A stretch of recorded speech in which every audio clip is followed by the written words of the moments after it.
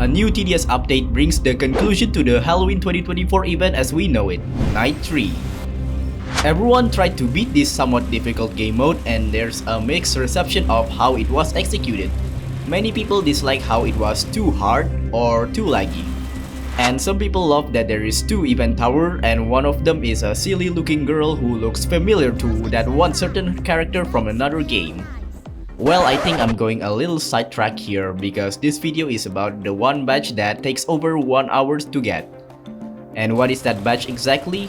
Well, it is a recent badge that is meant to be a challenge by the developers to see if you're skilled enough to do what it takes to get this badge. And of course, that badge is none other than Triumphers of All Night. This badge takes a horrendous amount of time to do, and I'm the first 300 players to get this badge 16 hours after the Night 3 got released. So what is this badge all about? As said in the description, all you have to do is do the event from Night 1 to Night 3 all in one sitting without changing any loadout. For this to count, you need to press the continue button, and you never press the restart button at all. So it's basically hardcore mode. There's a good reason why not many people have this badge 16 hours after Night 3 got released. The most likely reason is that Night 2 had a bug eco where the final boss, Conserver, barely gives any cash every 20k damage you deal to it, making you extremely poor. Thankfully, this bug is already been fixed. Now you get a proper amount of cash from dealing damage to Conserver. This badge isn't actually that hard, however you still need to be willing to spend an hour doing it. There's a key tower that you should totally use while doing this challenge. One of them is Golden Crook Boss. It dominates early game and mid game and does relatively well in late game. Another golden tower that is a must-have is Golden Pyromancer, which is really useful for clearing small hordes in Night 2 and Night 3. This tower is viable throughout the game, so no small enemies will ever slip through your defense, making it very impenetrable. Obviously, you need the support tower like Commander, DJ Boot, and Mercenary Base, but funnily enough, you don't use the Mercenary Base unit, but instead you utilize their damage buffing capability by placing it near your towers. The towers you should be using for your DPS are of course Ranger, Turret, Pursuit, Accelerator, Golden Minigunner, and Engineer. These towers are your boss killers, each having their own pros and cons. But the best overall DPS tower will totally have to be Ranger, as it has long range and a very high DPS, plus it cannot be stunned at all. Of course, it cannot go alone, it needs some help from other towers too. Now the way I got this patch is that me and my friends decide what loadout we should go with.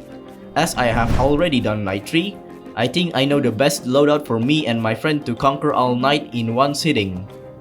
These are the towers we use. After we hop on Night 1, the strategy is just spamming Golden Crook Boss all the way. But I didn't bring one, so I just placed Golden Pyro and let my friend deal with every single enemy in this game. Night 1 is really easy. You can literally beat this with only normal Crook Boss in solo, so there is no problem here for anyone. But then we get to Night 2 where it is really stupid. I am aware of the bug with Conserver where it literally does not give you enough cash when you do damage to it.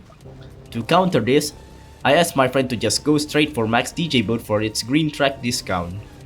This way, we were able to squeeze in as many money as possible. I bring my own DJ Boot to also get some cash by constantly spamming the green track ability. Now this idea does work, but still the Conserver gets pretty close to the base. But thankfully, you don't have to go through this because the developers have fixed this stupid bug. Because of that bug, Night 3 is actually easier than Night 2 in my opinion. Having Golden Pyro allows you to cheese the early game and mid game. I just rushed for max Golden Pyromancer, and no small HP enemies are a threat. My friend gets Golden Crook Boss and let the minion catch leaks, and overwhelm the hordes of enemies. The mini boss are not a problem too. They do not get too far at all.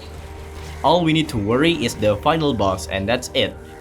Our supports are ready. I have my Mercenary Base buffing everyone's tower with 20% damage boost, in addition to their DJ Red Track making it 40%. And also, commanders are there to make all tower fires 50% faster. Rangers are locked in on strongest to keep targeting the final boss. Turret and Engineer will deal with the rest. This idea really works.